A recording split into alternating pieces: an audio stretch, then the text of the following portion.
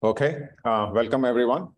So I'm guessing you all here for the Foster City AYSO Fall Soccer Parents Meeting.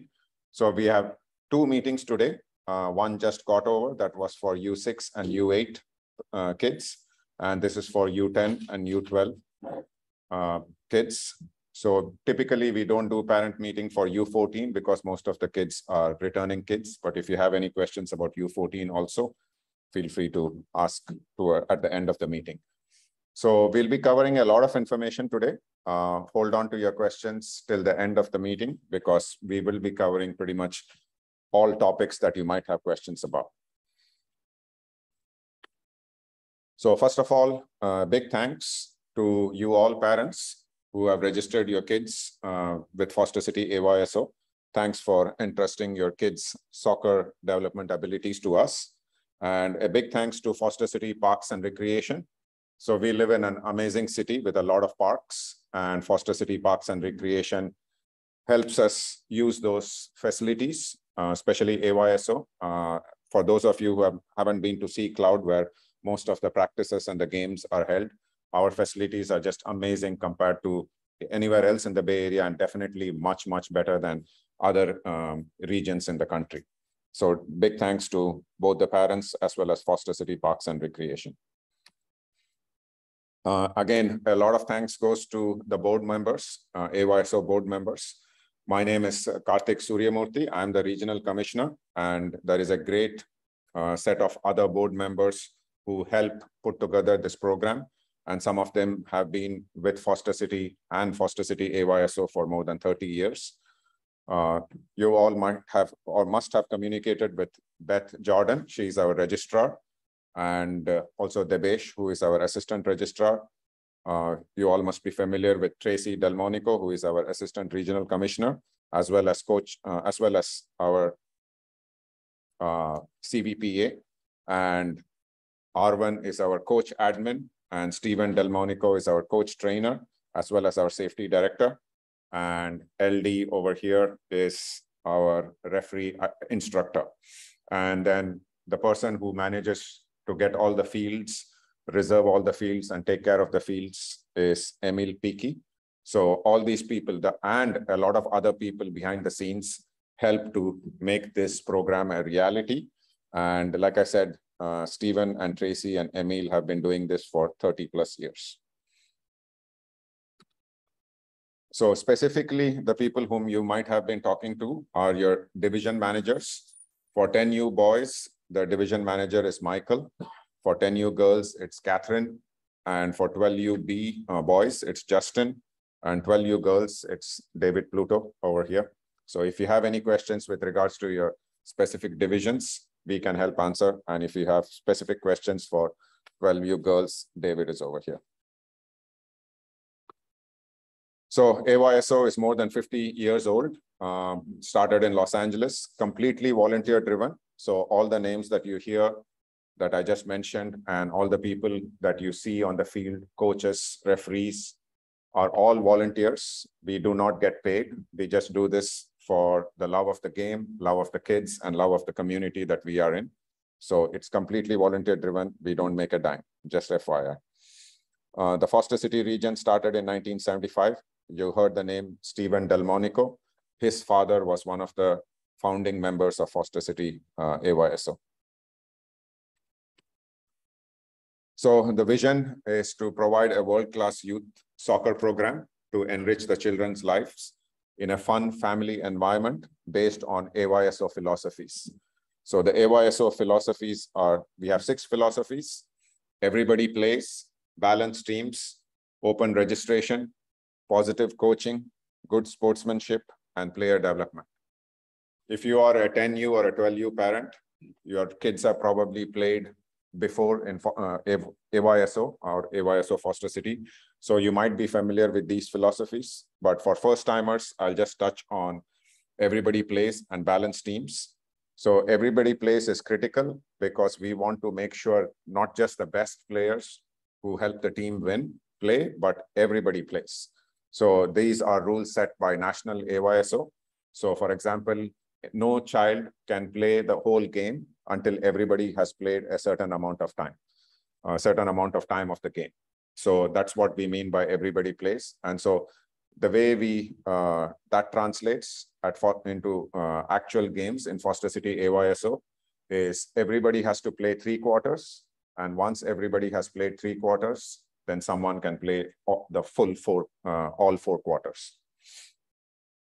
Balanced teams. So before a season starts, or rather, let me start with when a season ends, all the coaches rate their players, and we use these ratings before the next season starts. So we make sure that we use these ratings to distribute the good players and the not so good players so that teams are fully balanced. If somebody new is joining, then even those players are distributed across multiple teams so that all the teams are balanced. So you can be assured that when your child's team goes and plays another team, we have done the due diligence to make sure that those teams are balanced. Any questions before I move on to the next slide? Cool. So coming back to this season, so we have 2 primary seasons, fall and spring. Today we'll be mostly talking about fall, and fall will basically have weekday practices, and sometimes we call them as clinics, and Saturday games. So weekday practices start next week on Monday and end on Friday, November 18th. And Saturday sessions, which is when the games are played, starts on September 10th, which is a Saturday. It's our opening day and will end on November 12th. And November 12th, 13th, and 19th, 20th will be Herschel Cup, which is for 10U to 14U, which is applicable to all of you. So some of you who are taking photos, feel free to take photos, but at the same time, this is being recorded, and we will send out an email with the link to our YouTube channel hopefully by this weekend, and you can view the recording over there also. Okay. So like I'm assuming most of you are returning parents, but if there are any first timers, all the weekday and Saturday sessions are held in Sea Cloud Park. So it's at this corner of Foster City. So if you just come on Edgewater Boulevard, go past the Lucky Supermarket Complex and take a left on Pitcairn Drive, you get to Sea Cloud Park. You can find it through Google Maps also. This is the map of the fields at Sea Cloud. So typically U10, U12, and U14, the games will be on S2, S3, or S4. U12 will be typically on S2, U10 will be on S3. So there is S3 West and S3 East, and U14 typically tends to be on S4. You can find a map of this field, specifically this map, on our website. So if you just go to our website and click on Map of Sea Cloud Park, our website is fcayso.org. And if you click on Map of Sea Cloud Park, you can find the detailed map. So just FYI. Oh. Oh, okay. I don't know why. The display should change, but anyway. So you can go to our website, fcayso.org, and yeah, click on Map of Sea Cloud Park, and you should be able to see it.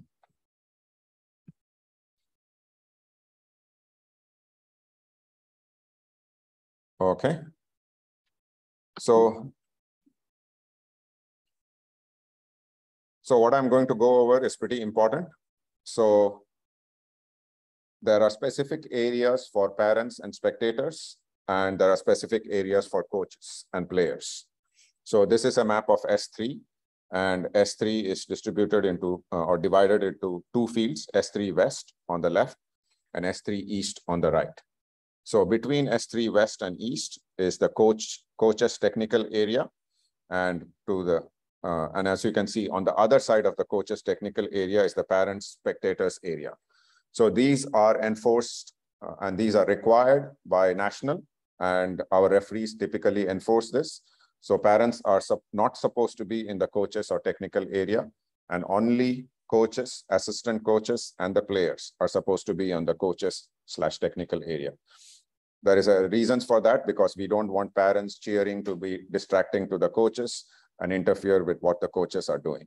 And also keep in mind, there will be referees on both sides. So you want to give enough space so that the referees have a clear line of sight and then they can run from one end of the field to the other end so that none of the spectators should be interfering.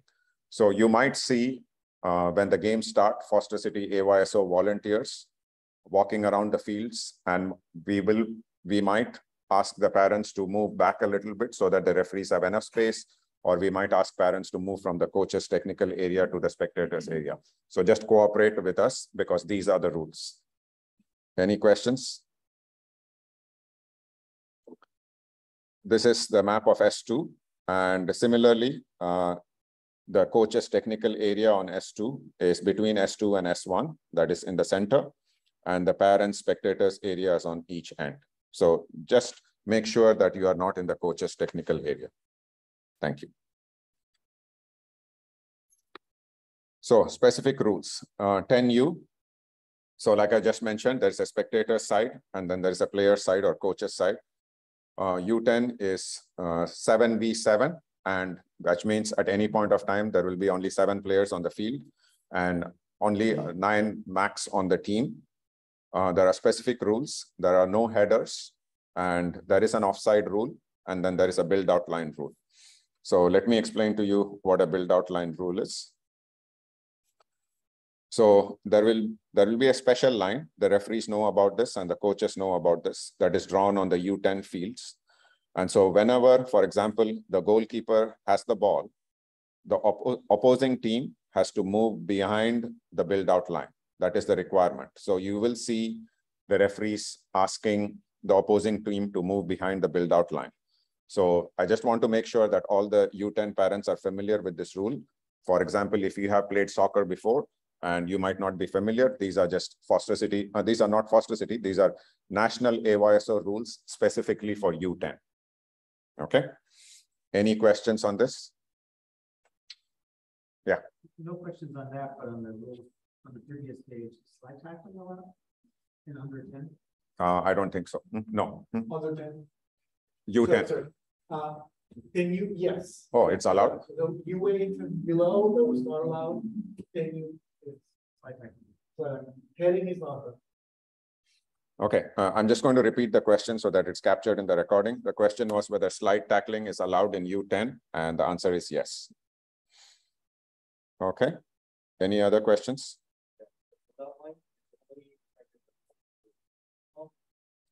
So yeah, so the question is the build out line rule applicable only if the goalkeeper is holding the ball? There are some nuances. I'll let LD, who is our referee instructor, answer that. So, don't want to get too technical, but the build out line is mainly for goal kicks and goalkeepers releasing the ball. That's the main one, maybe when there's a direct free kick, but overall they call it player developer initiatives. They come from US Soccer, the federal soccer, the federation in the US. That kind of leads it. They pretty much did studies and decided that this was the better way to do for small children, so they can learn to start passing the ball from behind instead of just kicking the ball hard and just running after it. So yeah, that's pretty much it.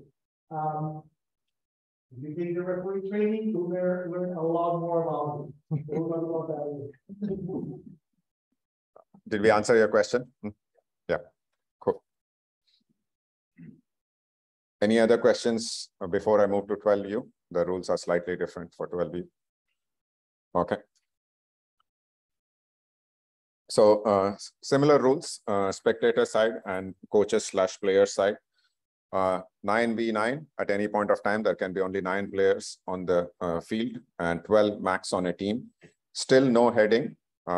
Headers are allowed only in 14U and above. Punting is allowed. Offside rule is there, but there is no build out line rule. So build out line rule exists only for 10U and not for any other division. Okay. Any questions? Okay. So like I said, we will have weekday and Saturday sessions.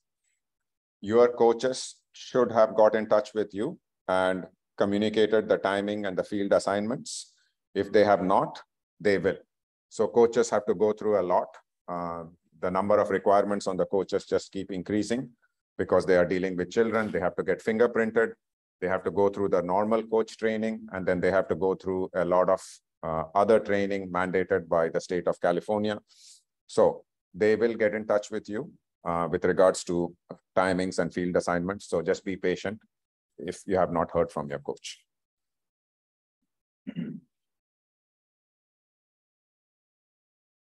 Okay, what do you get from us and what do you need to buy?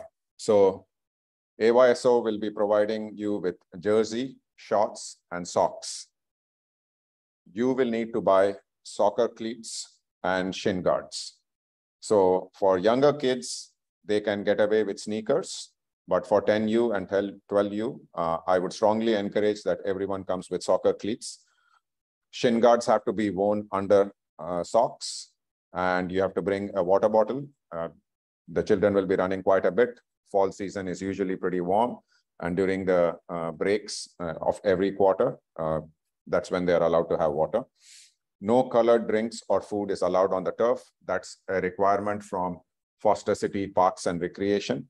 So just make sure that your children bring only water.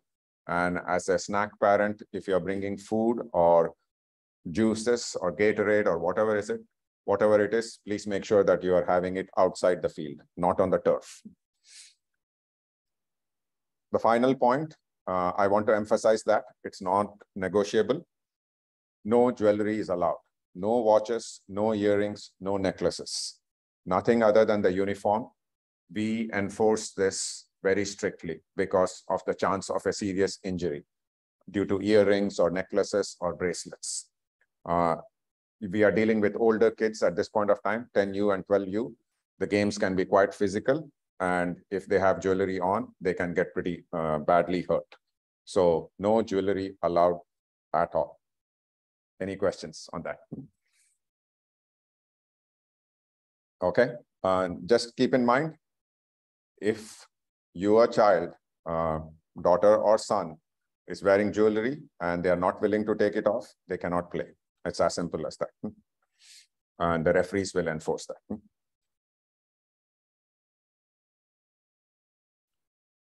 So if you want to buy soccer cleats and shin guards, so Dick's Sporting Goods is a big sponsor of National AYSO, and you should have in your inbox emails with coupons for Dick's Sporting Goods. There should be a coupon for in-store where you get 20% off everything. But if you decide to shop online, there should be 20% off soccer gear. And I know for sure there is a Dick's Sporting Goods in Daly City. There used to be one across the bridge in Hayward. It was closed during COVID. It might have reopened. So if you want to shop at Dick's Sporting Goods, those are the two closest locations. Or you can always shop, if you want to do in-person shopping, at Big Five Sporting Goods in San Mateo. Or of course, you can go shop online wherever you feel like. The next slide is kind of important, especially for first-timers. So when you're buying soccer cleats, make sure that you are buying a soccer cleat.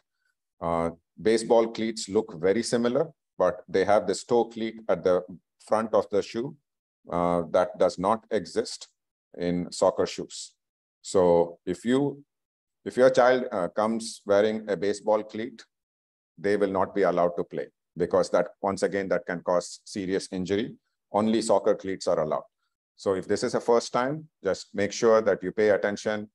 Either if you're buying online, just make sure that you're buying a soccer cleat, not a baseball cleat. If you're buying in person, ask the store associate and confirm that it is really a soccer cleat.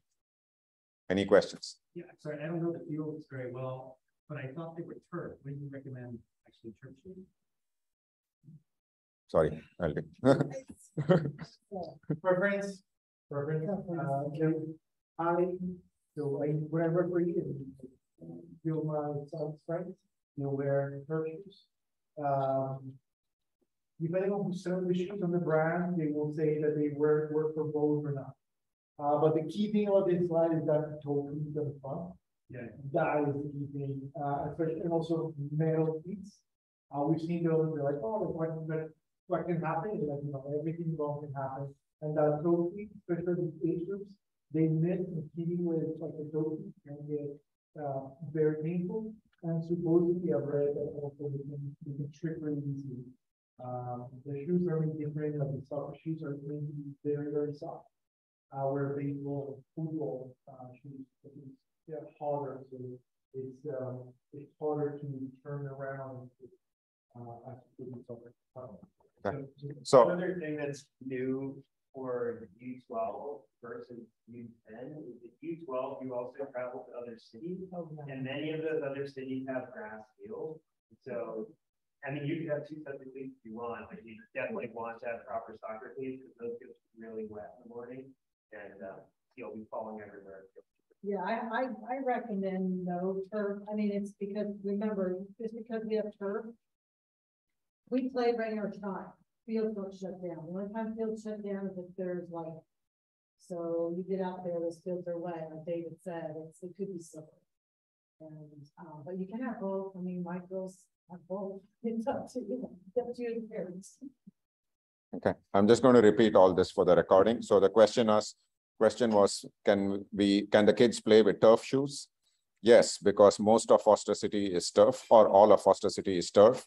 But for older age groups, for example, for 12U, the kids might be playing in other regions. So there is no guarantee that there will be turf. So it's best to probably have soccer cleats. Okay. Any other questions?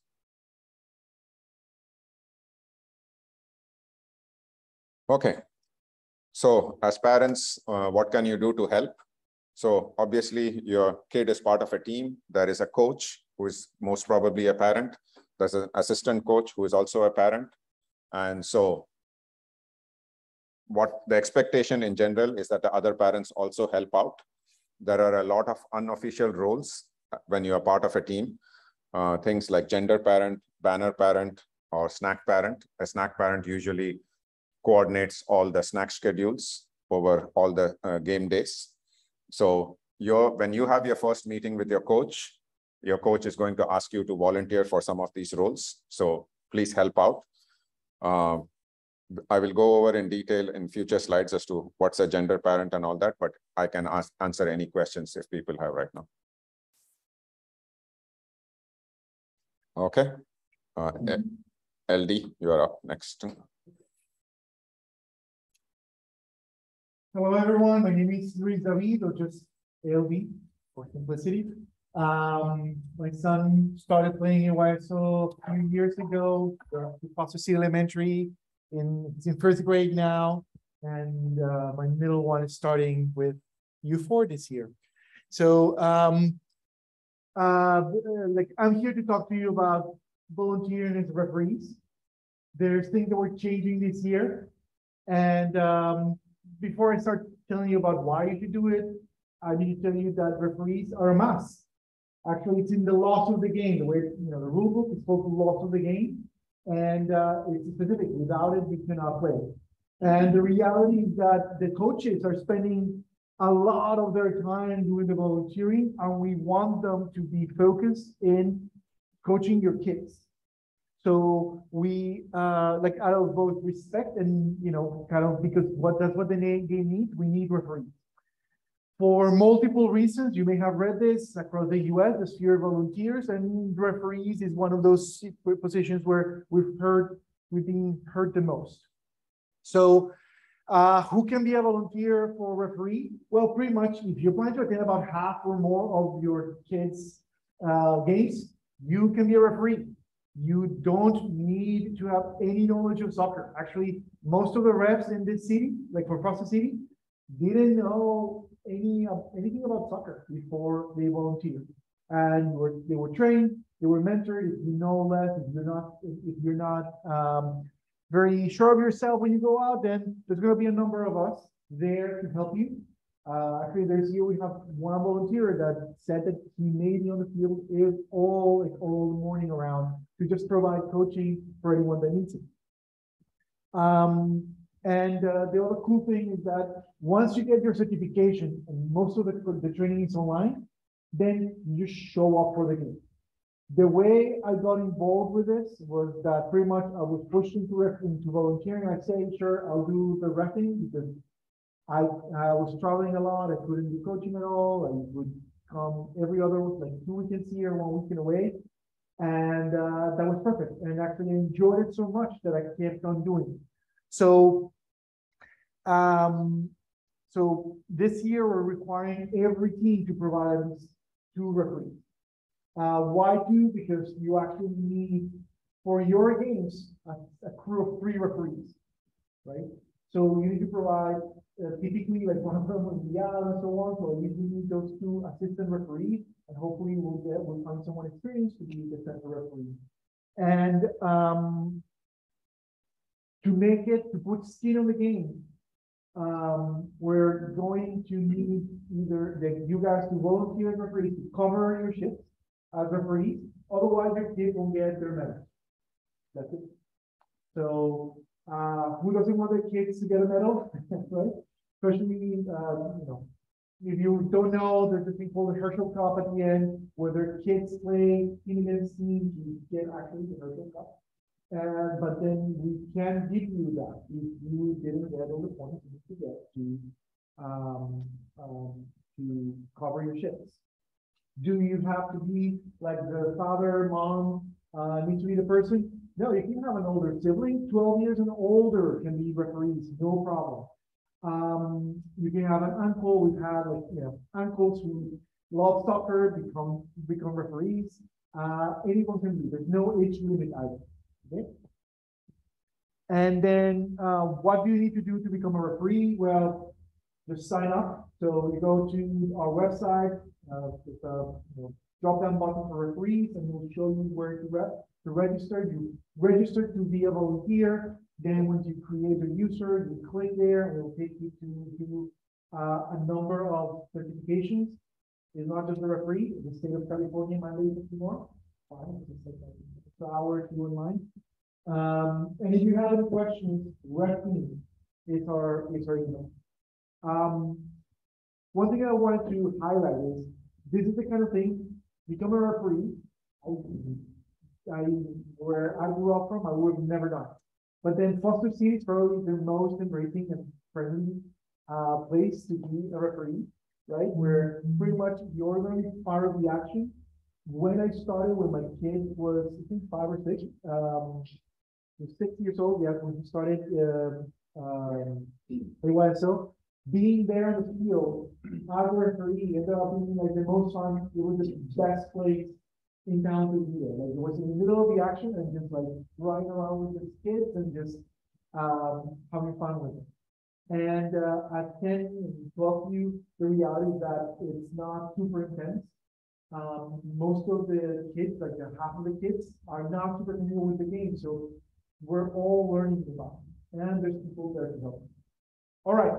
So if you're taking anything from this slide, this year we're requiring you guys to volunteer.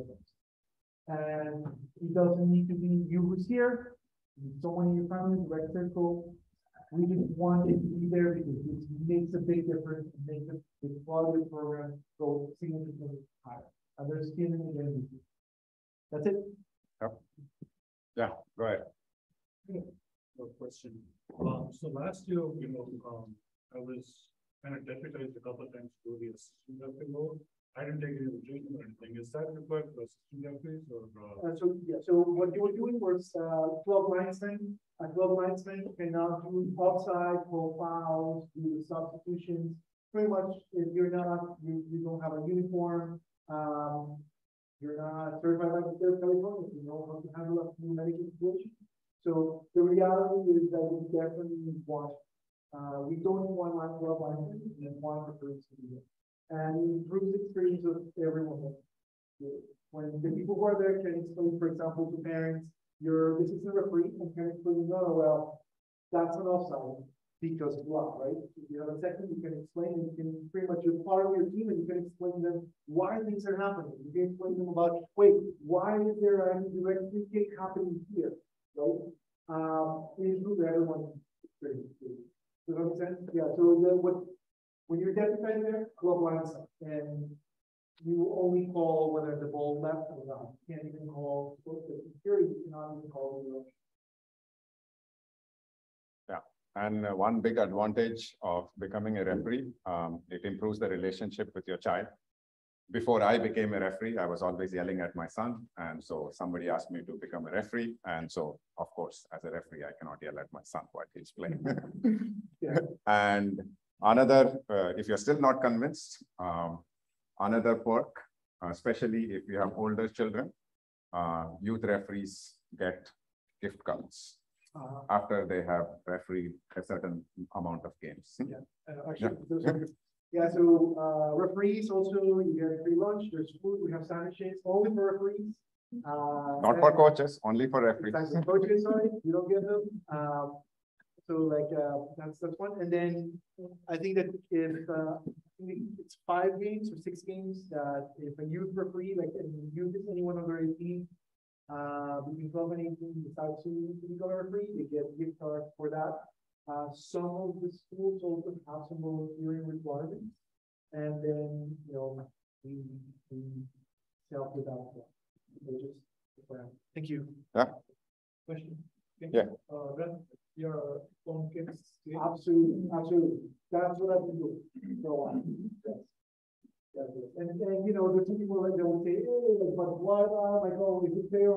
The reality is that at this level, you're just trying to make sure that they're playing all the time. And you're actually helping them teach what the game is about.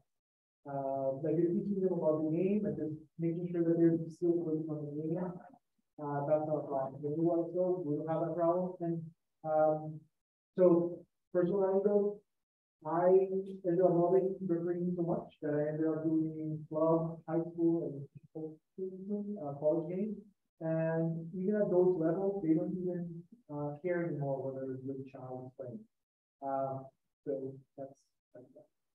And especially if you have older kids, once they become certified referees, and they start refereeing club games, they actually get paid. Sorry, keep going. So, so we typically tell kids, and typically like a 14, 15-year-olds, refereeing club games can be a little bit difficult. So they start to recommend that they do about a year, at least 1 season with us. They get a free uniform. We feed them, we coach them, and mentor them.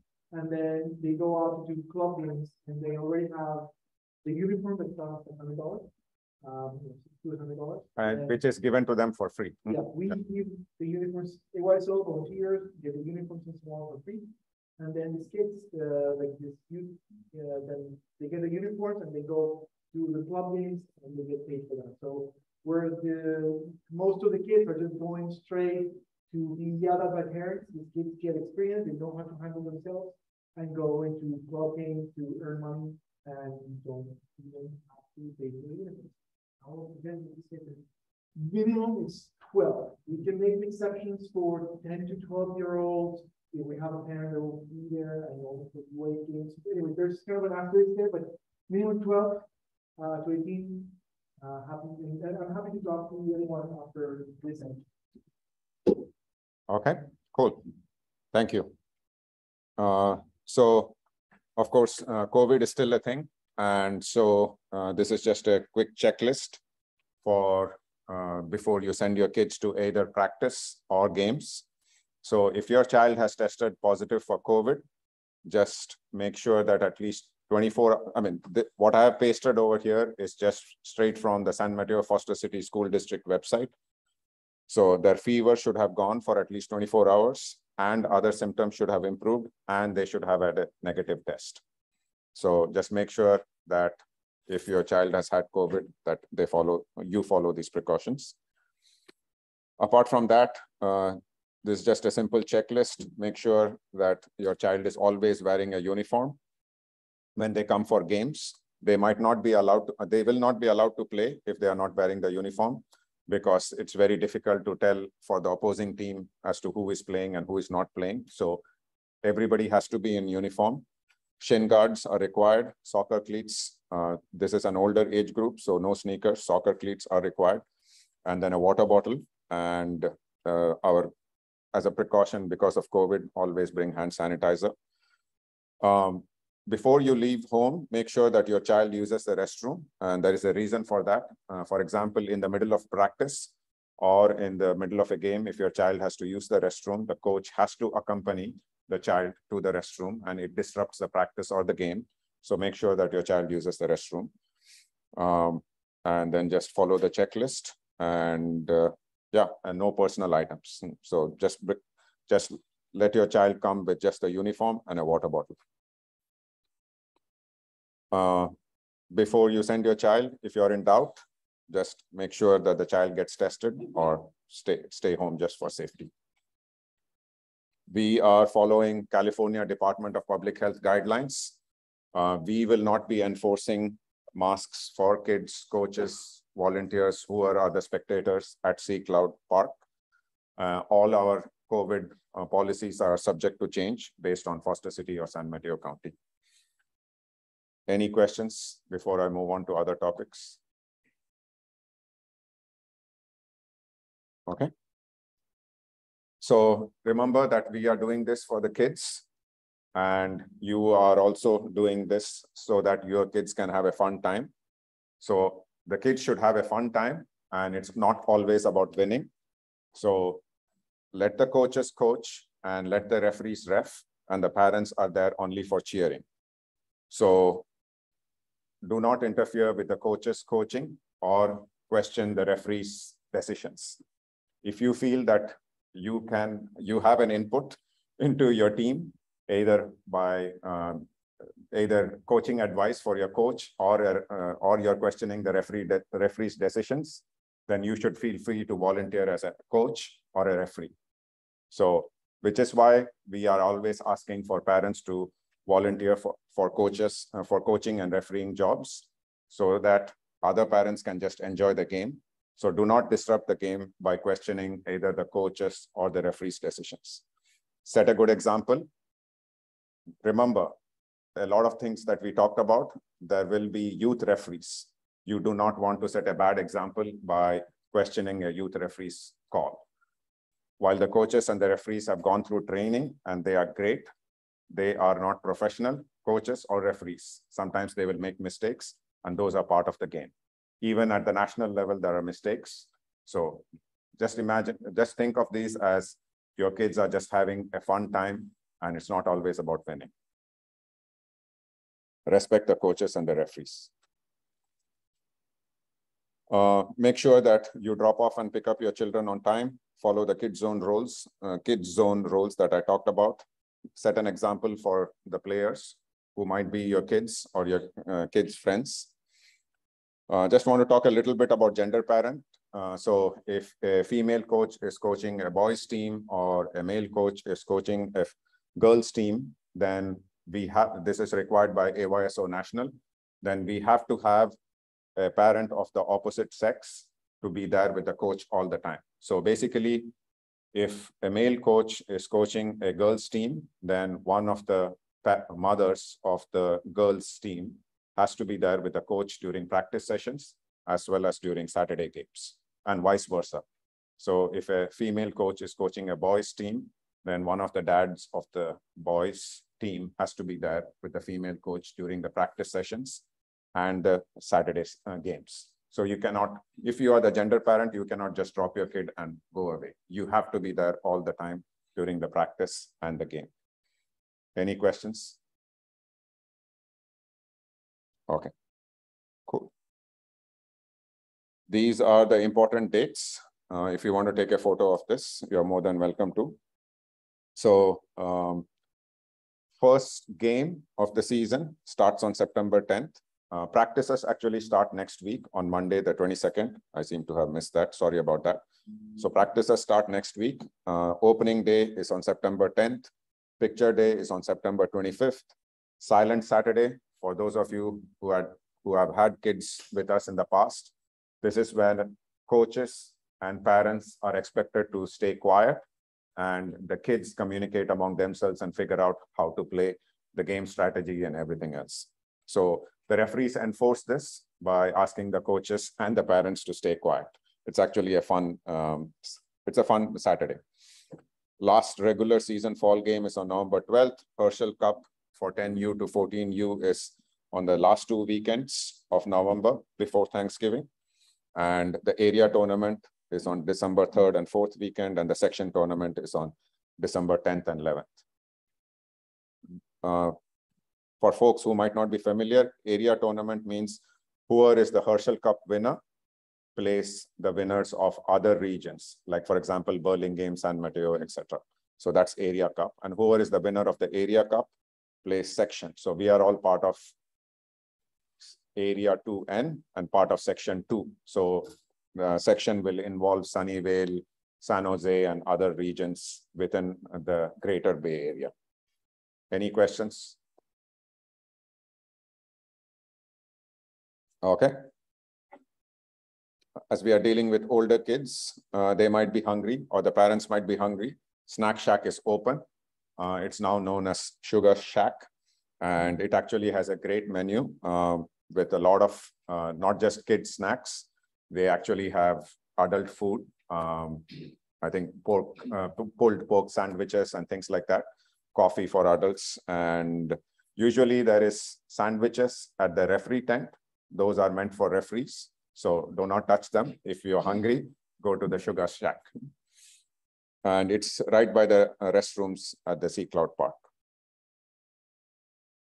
Okay, and so we are basically encouraging everyone to use a new communications app called MyWitty, which will help the coaches, the parents in scheduling different things.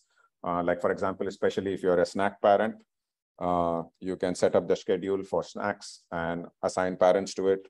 If you are a coach, you can look at which kids are signed up or which kids are coming for a Saturday game or for a practice.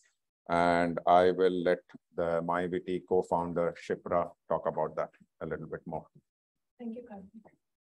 Hi, everyone. Let me give you a brief intro. So I've been a Foster City resident since 2006. And my son has been playing, has been a part of AYSO program for the past 5 years. He's been playing under 10U team now.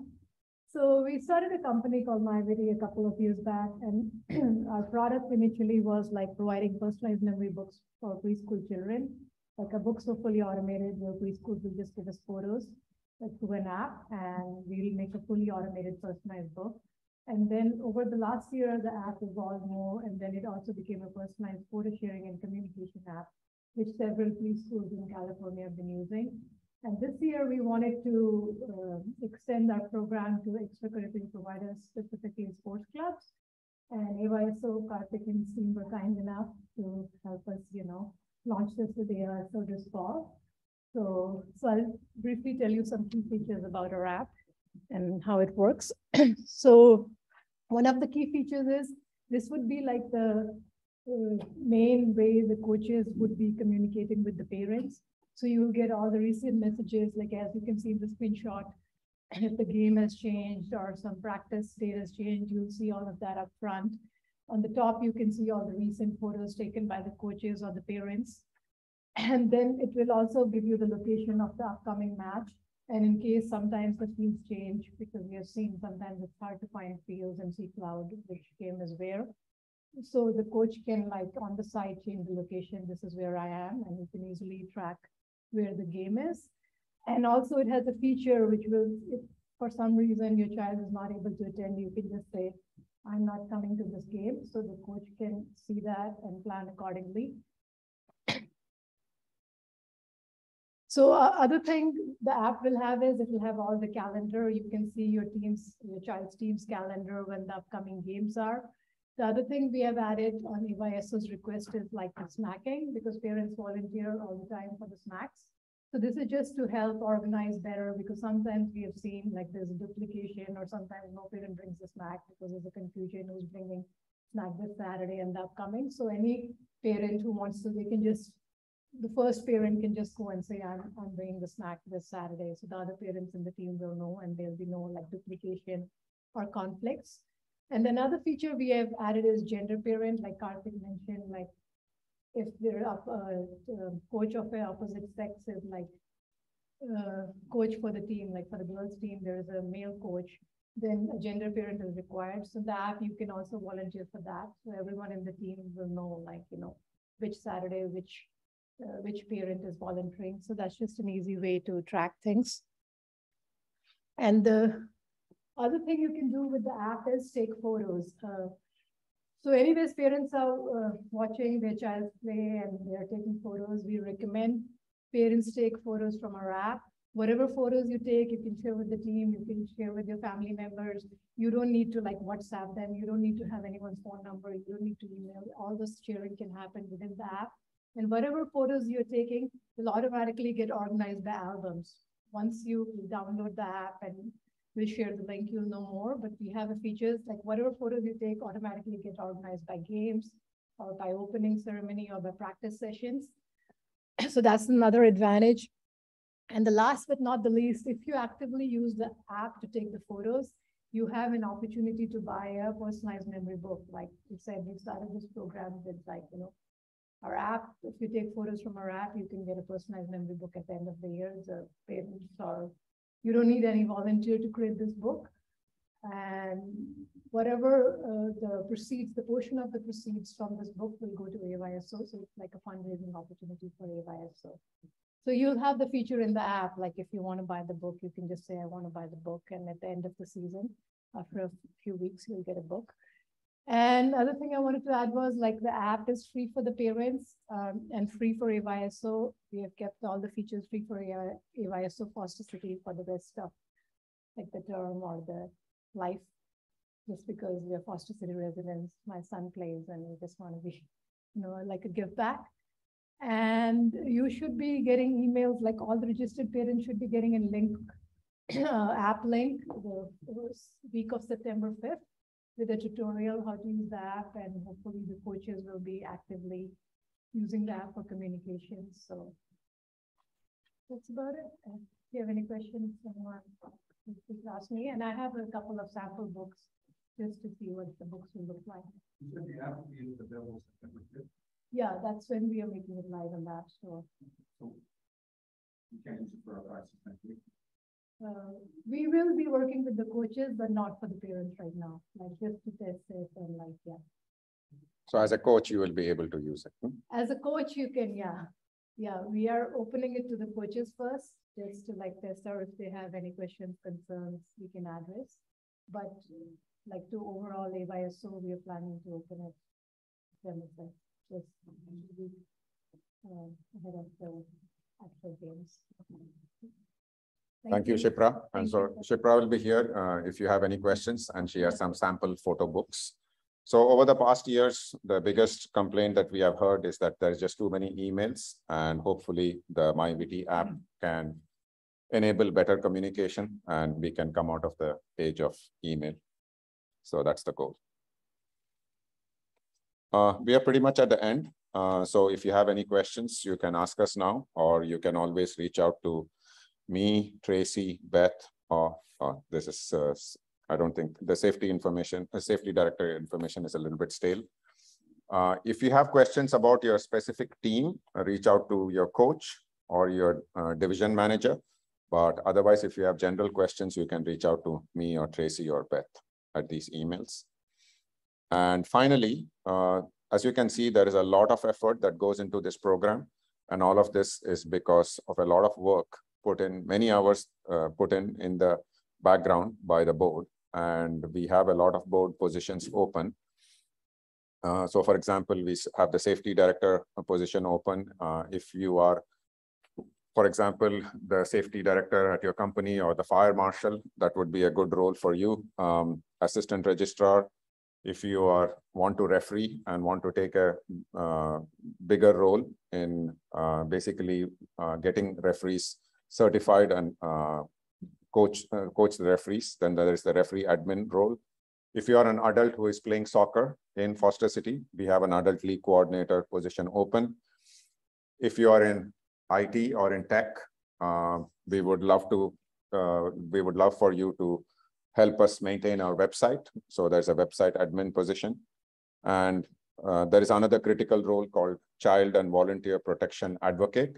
This is one of the key roles within the board, where we make sure that your children and our AYSO volunteers are safe. It's a pretty key role, but at the same time, very low effort. Maybe there is one incident in the entire season that a CVPA has to investigate or something like that. If some of you are in human resources, this would be an ideal role for you. And of course, we are looking for division managers. Division managers are the people who have made sure that your kids have coaches. They are making sure that their coaches are certified.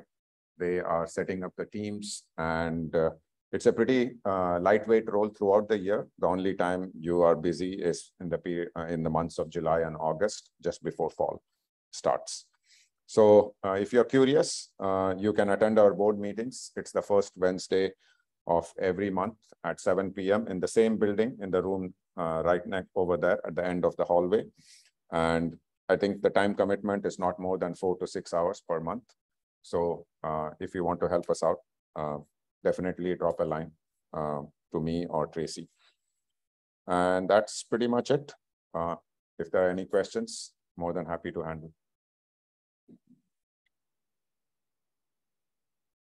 Okay. Wow, no questions. Okay. Yeah, good. This isn't specific to this particular group, but I think, is it possible, at least next time, is it possible to notify us about the kids' teams before the coach gets in touch? The reason I'm asking is it's sometimes you're getting notification a week before practice starts, and it's very hard to, there's other activities the kids are doing. So you don't always know upfront whether it's going to be Tuesday, Wednesday. Yeah. So let me try to answer your question. So there are a lot of things that are going on. So first of all, so we try to recruit the coaches, and sometimes the coach recruitment happens pretty much at the last minute, because we have to encourage and sometimes we have to force people to volunteer as a coach. Yeah, yeah. And then coaches have to finish all the training, right? And when we get a coach at the last minute, we give the prerogative to the coach to come up with a schedule. And that's why we don't want to come up with a schedule and then get a coach and the schedule doesn't work with the coach, right? So that's why the coach gets to decide the schedule. And if we get a coach at the last minute, then you get a schedule at the last minute. So that's why we keep sending emails as soon as registration closes, somebody to parents to volunteer as coaches. And we are lucky when some parents volunteer very quickly, and then those schedules get decided very quickly. But if it happens at the last minute, then the schedule gets decided by the coach. And so the schedule gets decided at the last minute. Tracy, do you have anything to add? Basically, the coaches get your kids. And the coaches can't get your kids on the team until these coaches are fully certified. And that means background check there. So I happen to be CVPA. And this is for the protection of your kids, that the coach's background is certified. You don't have felons on the field, fingerprinted, safe haven, safe work, concussion, second party ambulance. It's a process. So that's why. So you're the coaches, you get the coaches, and then once the coaches are all certified, they get the coach equipment, uniforms, and the team up. We try to get all this done